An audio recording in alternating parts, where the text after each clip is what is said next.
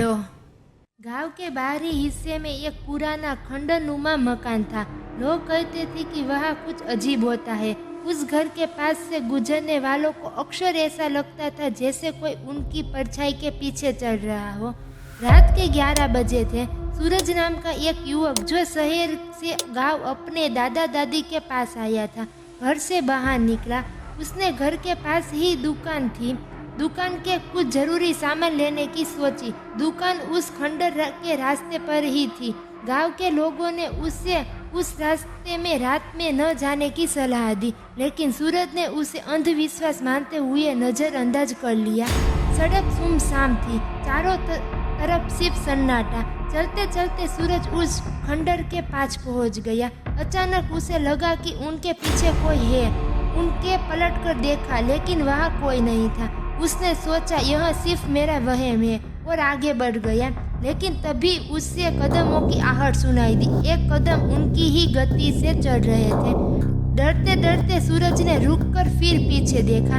इस बार उसे एक छाया दिखा। वो छाया एकदम काले गुहे जैसा था और धीरे धीरे उनकी तरफ बढ़ रहा था।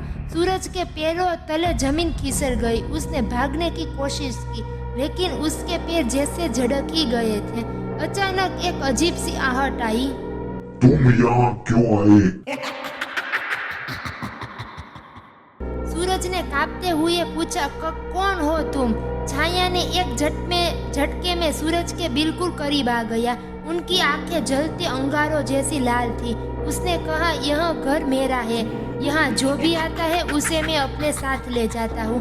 सूरज ने हिम्मत जुटाकर भागने की कोशिश की। जैसे ही उसने खंडर की सीमा पार की, वो गिर गया। उनकी आंखें खुली तो वो अपने दादा दादी के घर में था। गांव वालों ने बताया था कि रात भर बाहर बेहोश पड़ा था, पर सबसे चौंकाने वाली बात तो यह थी कि उनके हाथ पर जलने के निशान थे, जैसे किसी ने उसे जबरदस्ती खींचा हो। आज भी उस खंडर के पास कोई नहीं जाता। कहते हैं जो भी गया वो फिर वापस नहीं आया। सूरज की कहानी एक चेतावनी बन गई थी। कुछ रहस्य ऐसे होते हैं जिन्हें जानने की कोशिश करना हमारी आखिरी भूल बन सकती है।